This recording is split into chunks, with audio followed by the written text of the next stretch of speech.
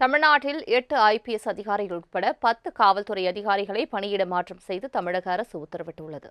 அதன்படி சென்னை காவல்துறை இயக்குநர் அலுவலகத்தில் சைபர் குற்ற தடுப்பு பிரிவு டிஜிபியாக பணியாற்றி வந்த பாலநாகதேவி சிபிசிஐடி டிஜிபியாக பணியிட மாற்றம் செய்யப்பட்டுள்ளார். சென்னை சிபிசிஐடி கூடுதல் காவல்துறை இயக்குநராக பணியாற்றி வந்த அபி தினேஷ் மோதக் சென்னை சைபர் குற்ற தடுப்பு பிரிவு காவல்துறை கூடுதல் இயக்குநராக நியமிக்கப்பட்டுள்ளார். சென்னை உளவுத்துறையில் 2ஆம் நிலை துணை ஆணையராக பணியாற்றி வந்த ராமமூர்த்தி சென்னை கியூ பிரிவு உளவுத்துறை காவல் கண்காணிப்பாளராக பணியிட மாற்றம் செய்யப்பட்டுள்ளார்.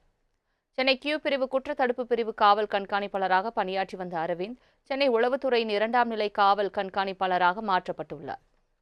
சென்னை வடக்கு மண்டல உளவு குற்ற தடுப்பு பிரிவு கண்காணிப்பாளராக பணியாற்றி வந்த பிட்டா ராஜ்புட் சென்னை அண்ணாநகர் காவல் துணை ஆணையராக நியமிக்கப்பட்டுள்ளார்.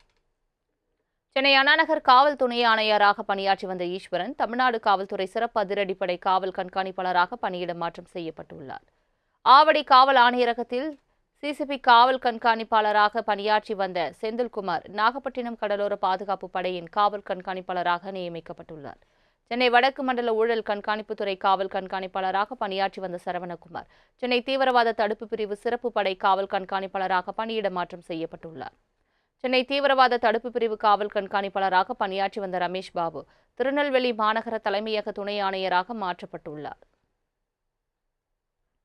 ஆடி அமாவாசையொட்டி தமிழகம் முழுவதும் பல்வேறு பகுதிகளில் முன்னோர்களுக்கு தர்ப்பணம் கொடுக்க பக்தர்கள் குவிந்தனர். திருவண்ணாமலையில் ஆடி அமாவாசையொட்டி அருணகிரிநாதர் கோயில் அருகே உள்ள ஐயங்குளக்கரையில் ஏராளமான பொதுமக்கள் குவிந்து முன்னோர்களுக்கு தர்ப்பணம் கொடுத்து வழிபட்டனர். தேங்காய், பழம், எள் உள்ளிட்ட பொருட்களை வைத்து சிறப்பு பூஜைகள் செய்து முன்னோர்களை நினைவுகூர்ந்து வழிபாடு செய்தனர். இதில் திருவண்ணாமலை மற்றும் சுற்றுவட்டார பகுதிகளில் இருந்தும் ஏராளமான பொதுமக்கள் பங்கேற்றனர்.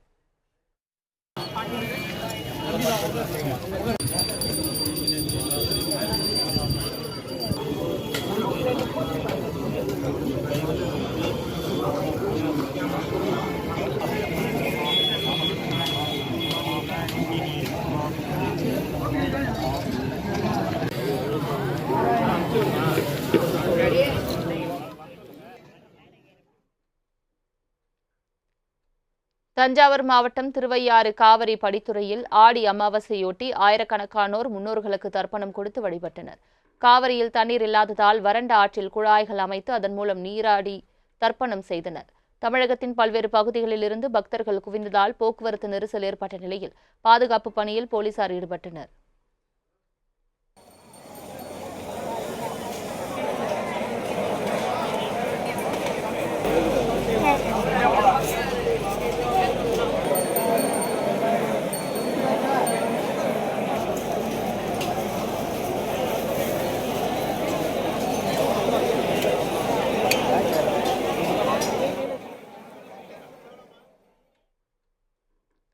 சிவகங்கை மாவட்டம் திருபுவனம் வைகை ஆற்றங்கரையில் ஆடி அமாவாசையொட்டி அதிகாலை முதலே ஏராளமான பக்தர்கள் குவிந்தனர்.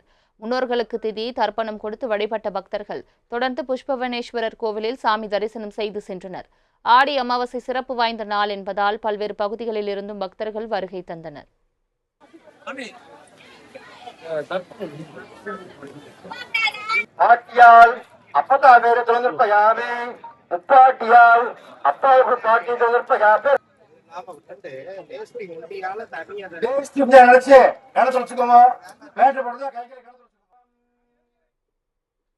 ஆடி அமாவாசையொட்டி காசிக்கு இணையான புண்ணிய தலமாக கருதப்படும் நெல்லை பாபநாசம் தாமிரபரணி ஆற்றில் ஆயிரக்கணக்கான பக்தர்கள் புனித நீராடி முன்னோர்களுக்கு திதி தர்ப்பணம் கொடுத்தனர். நெல்லை, தென்காசி உள்ளிட்ட பல்வேறு பகுதிகளிலிருந்து பக்தர்கள் குவிந்ததால் கோயில் மற்றும் படித்துறையில் கூட்டம் அதிகரித்தது. பாதுகாப்பு பணியில் 100க்கும் மேற்பட்ட போலீசார் மற்றும் தீயணைப்பு வீரர்கள் ஈடுபட்டுள்ளனர்.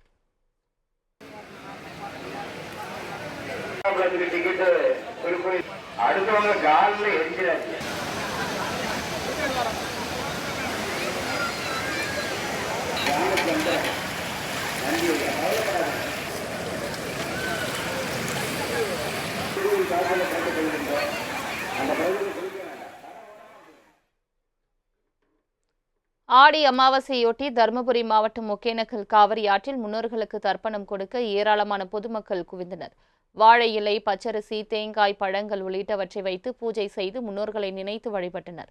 தருமபுரி, கிருஷ்ணகிரி மட்டுமின்றி பிற மாவட்டங்கள் மற்றும் அண்டை மாநிலங்களிலிருந்தும் பக்தர்கள் வந்தனர். காவிரி நீர்வரத்து அதிகரித்துள்ளதால் போலீசார் மற்றும் தீயணைப்பு வீரர்கள் தீவிர கண்காணிப்பில் ஈடுபட்டனர்.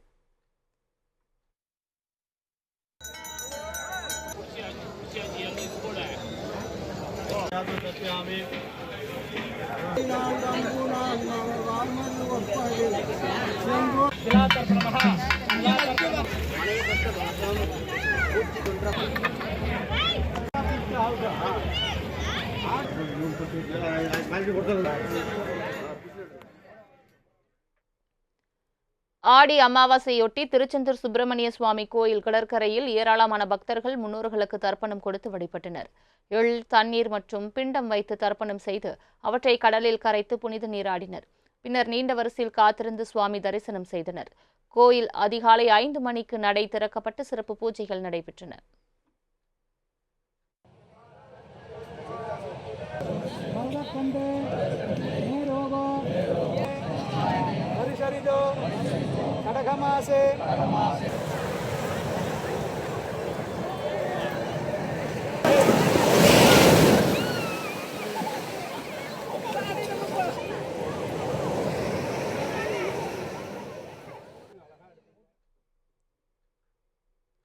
ஆடி அமாவாசையொட்டி கன்னியாகுமரி திருவேணி சங்கம கடற்கரையில் ஆயிரக்கணக்கான பக்தர்கள் குவிந்து புனித நீராடி முன்னோர்களுக்கு திதி தர்ப்பணம் கொடுத்து வழிபட்டனர். பச்சரிசி, எள் உள்ளிட்ட பொருட்களை வைத்து பலிகர்ம பூஜை செய்து கடலில் கரைத்து மீண்டும் புனித நீராடினர். தொடர்ந்து பல்வேறு கோவில்களில் சாமி தரிசனம் செய்தனர். பக்தர்கள் கூட்டம் அதிகரித்ததால் 100க்கும் மேற்பட்ட போலீசார் பாதுகாப்பு பணியில் ஈடுபட்டனர்.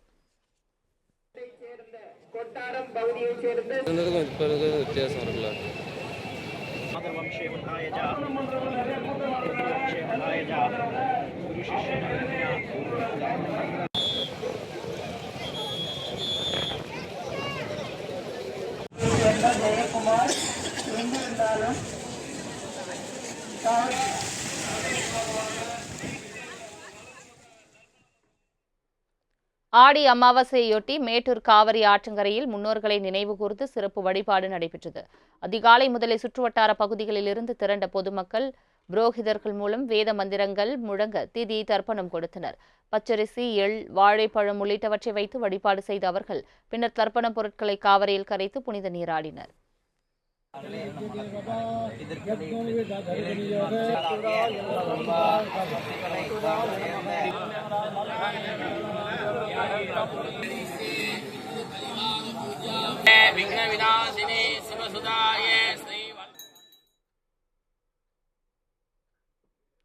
ஆடி அமாவாசையொட்டி நாமக்கல் மாவட்டம் மோகனூர் காவிரி ஆற்றங்கரையில் ஆயிரக்கணக்கான பக்தர்கள் முன்னோர்களுக்கு தர்ப்பணம் கொடுத்து வழிபட்டனர்.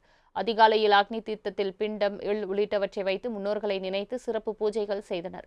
தொடர்ந்து காவிரியில் புனித நீராடி புதிய ஆடைகள் அணிந்து அருகிலுள்ள சிவன் மற்றும் துர்க்கை அம்மன் கோவில்களில் வழிபாடு செய்து தோஷம் நீங்க பிரார்த்தனை செய்தனர்.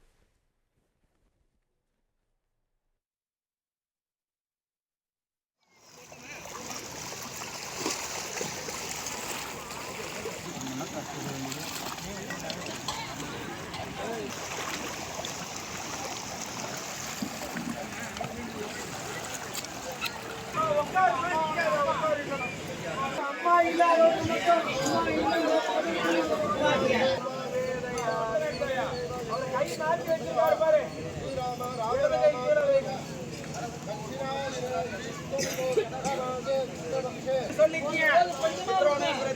முடிஞ்ச உடனே என்ன தெரியுமா சொட்டா உடனே நைட்டு பாலம் படம்